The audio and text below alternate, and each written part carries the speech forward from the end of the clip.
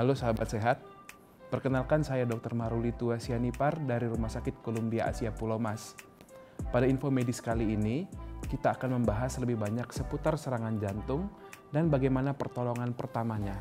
Penyakit jantung atau penyakit kardiovaskular masih menjadi pembunuh nomor 1 secara global dan merenggut sekitar 17,9 juta jiwa setiap tahunnya.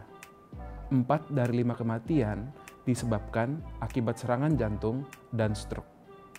Serangan jantung merupakan salah satu bentuk penyakit jantung dengan tingkat kematian yang tinggi.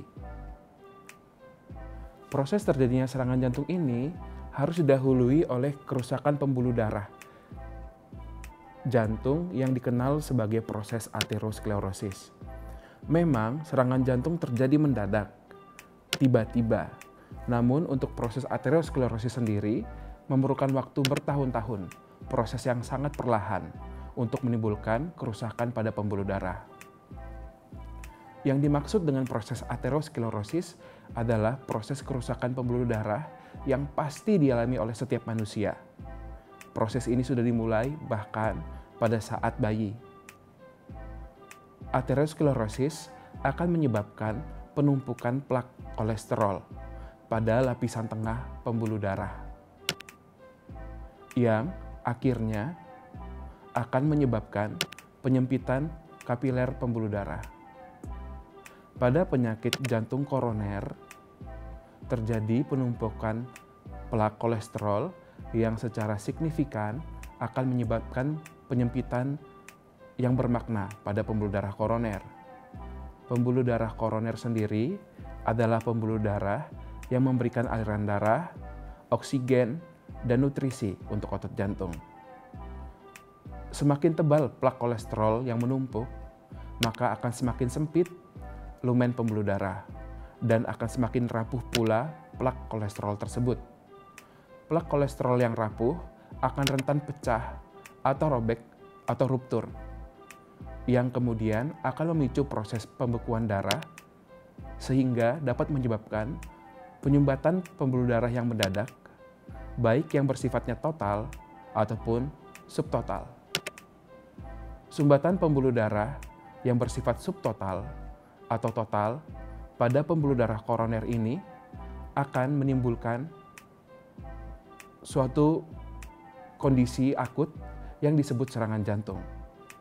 Serangan jantung akut dikenal sebagai acute myocardial infarction, yang berarti terjadi kematian mendadak pada sel-sel otot jantung. Pasien dengan acute myocardial infarction atau bahasa awamnya angin duduk akan mengeluhkan nyeri dada minimal selama 20 menit yang sangat berat. Biasanya mereka tidak dapat melokalisir atau menunjuk daerah dada mana yang mengalami nyeri. Nyeri tersebut sendiri akan menjalar, dapat ke punggung, leher, atau lengan, disertai berbagai gejala seperti keringat dingin yang sampai membasahi tubuh, mual, muntah, sakit kepala. Namun pada pasien yang berusia tua, pasien dengan diabetes mellitus, pasien dengan gagal ginjal, biasanya gejala-gejala tersebut menjadi kurang jelas. Keluhannya bersifat lebih ringan, bisa seperti dada tidak nyaman atau sesak nafas. Bahkan pada 20% pasien dengan acute myocardial infarction sama sekali tidak akan menunjukkan gejala. Kondisi acute myocardial infarction dapat menimbulkan berbagai komplikasi. Komplikasi pertama berupa gangguan irama jantung. Irama jantung dapat menjadi sangat cepat atau menjadi sangat lambat, dan kondisi ini juga dapat menimbulkan kematian atau pingsan. Komplikasi lainnya dapat berupa kerusakan katup jantung, terjadinya kebocoran dinding jantung, lemah jantung, dan pembengkakan jantung. Saat terjadi serangan jantung, pertolongan pertama yang dapat kita lakukan atau kita berikan kepada penderita adalah dengan membantu penderita duduk, istirahat, dan menenangkan diri mereka. Melonggarkan pakaian mereka yang ketat, dan memastikan kepada penderita apakah mereka pernah memiliki obat anti nyeri seperti nitroglycerin. Bila dalam 3 menit nyeri tidak menghilang dengan istirahat dan setelah minum nitroglycerin, segera telepon ambulans. Dan saat penderita menjadi tidak sadar, tidak responsif, tidak bernafas, tidak memiliki nadi, kita bisa segera melakukan pijat jantung dan juga memanggil ambulans. Banyak ahli juga menyarankan agar penderita mengunyah atau meminum Aspilet 320 mg setelah penolong menelpon ambulans. Saat di dalam ambulans, akan dilakukan rekam listrik jantung untuk menentukan serangan jantung yang terjadi. Penting untuk mengetahui faktor risiko serangan jantung ini, sehingga kita bisa mewaspadainya.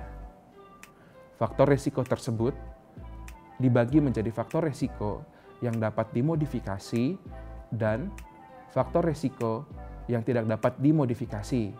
Faktor risiko yang dapat dimodifikasi contohnya adalah obesitas, merokok, kencing manis, darah tinggi, dan hiperkolesterolemia.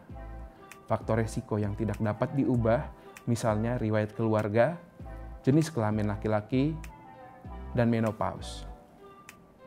Untuk mencegah serangan jantung, maka penting untuk mengontrol faktor risiko tersebut, seperti dengan memperbanyak konsumsi makanan yang berserat, mengkonsumsi makanan dengan lemak yang baik, menurunkan berat badan, berhenti merokok, rutin mengkonsumsi obat kencing manis dan darah tinggi, dan mengupayakan agar kadar gula darah dan tekanan darah mendekati normal.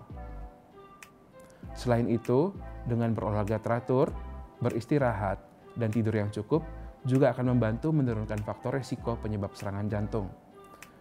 Memang faktor genetika dapat memengaruhi risiko penyakit jantung karena kelainan jantung dapat diturunkan, termasuk kelainan kolesterol dan kelainan tekanan darah tinggi.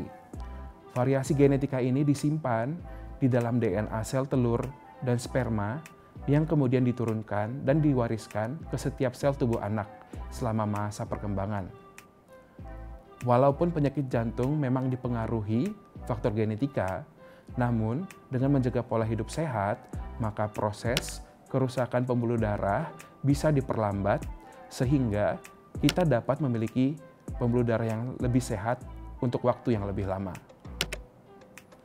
Demikian dari saya, semoga bermanfaat. Salam hidup sehat dan sampai jumpa.